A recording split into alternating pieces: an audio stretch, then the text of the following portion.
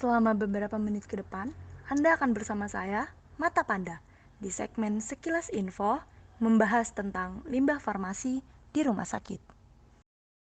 Menurut keputusan Menteri Kesehatan, limbah rumah sakit adalah semua limbah yang dihasilkan dari kegiatan rumah sakit dalam bentuk padat, cair, dan gas.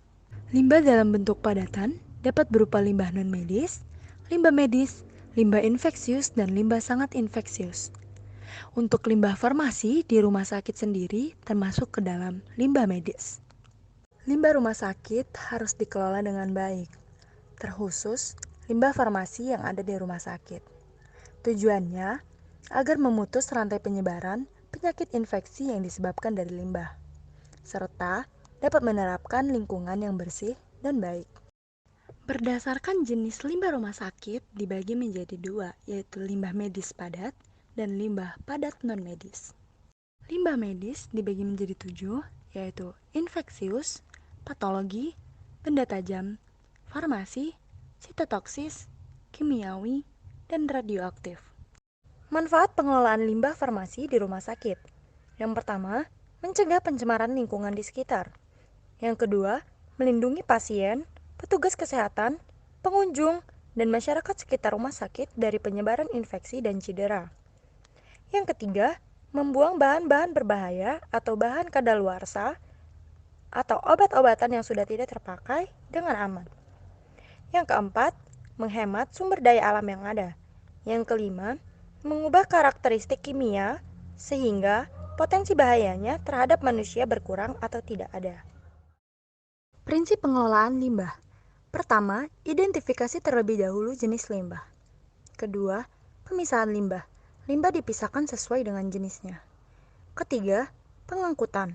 Pengangkutan limbah harus menggunakan troli khusus yang kuat, tertutup, dan mudah dibersihkan. Tidak boleh tercecer, petugas menggunakan APD ketika mengangkut limbah. Keempat, pengolahan limbah. Limbah infeksius dimusnahkan dengan insenerator. Limbah non-infeksius dibawa ke tempat pembuangan akhir atau TPA. Limbah benda tajam dimusnahkan dengan insenerator. Limbah cair dibuang ke spulhook. Limbah fases, urin, darah dibuang ke tempat pembuangan atau pojok limbah atau spulhook. 5. Pembuangan benda tajam. Wadah benda tajam merupakan limbah medis dan harus dimasukkan ke dalam kantong medis sebelum diinsinerasi.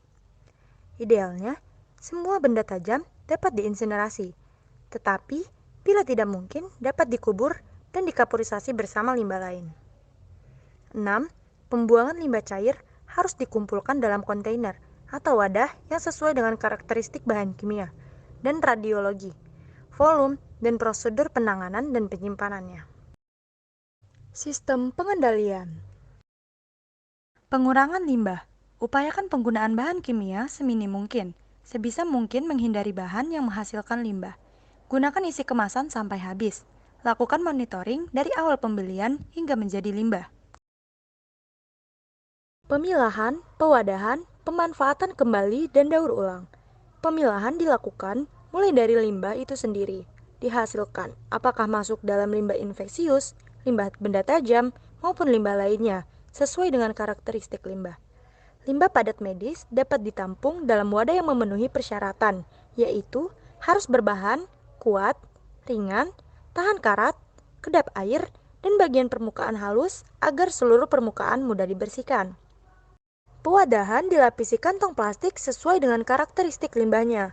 Untuk limbah medis umum dengan kategori infeksius menggunakan kantong plastik berwarna kuning. Peralatan medis yang telah kontak dapat dipergunakan kembali setelah melalui tahap sterilisasi. Sterilisasi dapat dilakukan dengan etilen oksid maupun glutaraldehid.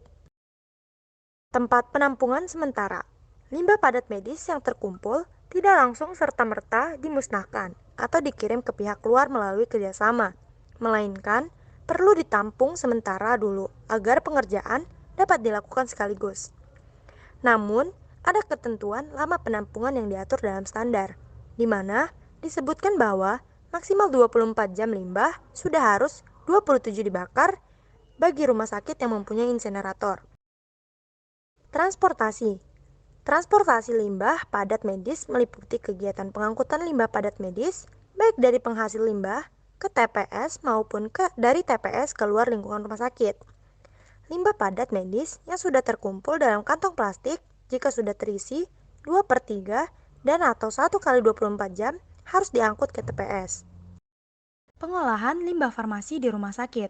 Limbah padat yang bisa dibakar dan limbah B3 dikelola secara efektif dan dimusnahkan dengan cara dibakar pada tungku pembakaran suhu tinggi atau insinerator.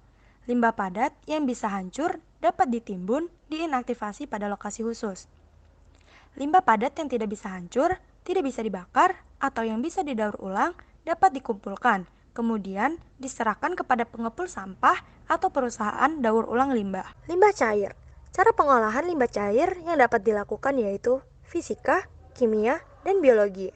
Fisika dengan memisahkan material-material pengotor yang kasat mata, serta berukuran cukup besar dengan menggunakan penyaringan atau perlakuan fisik.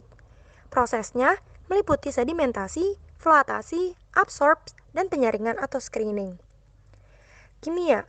Adanya penambahan bahan kimia untuk mengendapkan atau memisahkan atau menghilangkan zat-zat pengotor dalam limbah cair tersebut. Prosesnya meliputi koagulasi, oksidasi, penukar ion, degradasi, ozonisasi, dan lain-lain. Biologi. Menggunakan hidup atau mikroba untuk menguraikan zat-zat pencemar di dalam limbah cair. Prosesnya meliputi aerobik, anaerobik, fakultatif. Lokasi pada limbah B3 sebaiknya terletak di ujung belakang area rumah sakit, sehingga jauh dari jangkauan orang tidak berkepentingan dan jauh dari lokasi rumah rawat inap, dan didesain lebih tinggi elevasi permukaan bangunannya, sehingga terhindar banjir di depan TPS limbah B3. Terpasang simbol limbah B3. Lokasi tempat penyimpanan yang bebas banjir, tidak rawan bencana dan di luar kawasan lindung. Pada bagian luar tempat penyimpanan diberi penandaan atau simbol sesuai dengan tata cara yang berlaku.